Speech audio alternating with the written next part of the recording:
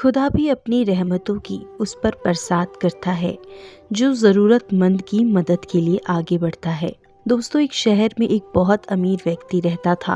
उसका नाम तो धनीमल था, लेकिन वो बेहद कंजूस था। उसका कहना था कि अगर आप अपना पैसा अपने पास रखेंगे तो सबको पता चल जाएगा कि आपके पास बहुत पैसे हैं। फिर चोर डाकू आपके पीछे पड़ जाएंगे और सारा पैसा लूट कर ले जाएंगे।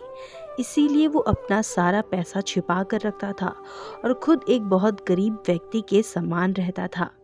पैबंद लगे कपड़े, घिसे हुए जूते, रूखा सूखा खाना, ये सब देखकर लोग उसे भिखारी समझते थे। जिनको पता था कि वो धनवान है, वो उसे कंजूस कहकर बुलाते थे।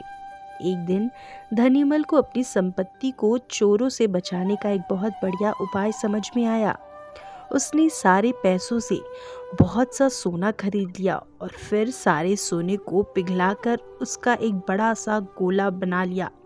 उसने शहर के बाहर जाकर एक पुराने कुएं के पास एक गड्ढा खोदा और सोने का वो गोला उसमें डालकर गड्ढा बंद कर दिया। अब वो निश्चिंत था। अपनी तसल्ली के लिए वो रोज रात को आकर गड्ढे में देख लेता था कि उसका सोना वहाँ है या नहीं। उसे विश्वास था कि कोई भी चोर इस जगह के बारे में नहीं जान पाएगा, लेकिन ऐसा नहीं हुआ।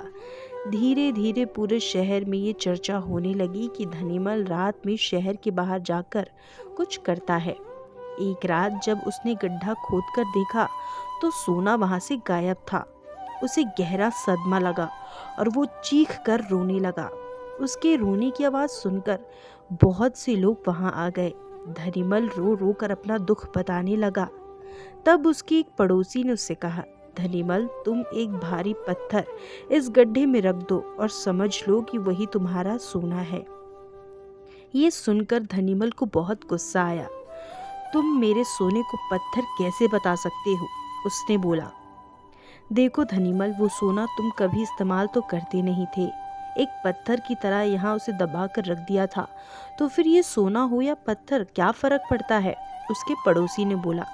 बात तो ठीक ही थी। धनीमल ने बहुमूल्य सोने को पत्थर के समान मूल्यहीन बना दिया था।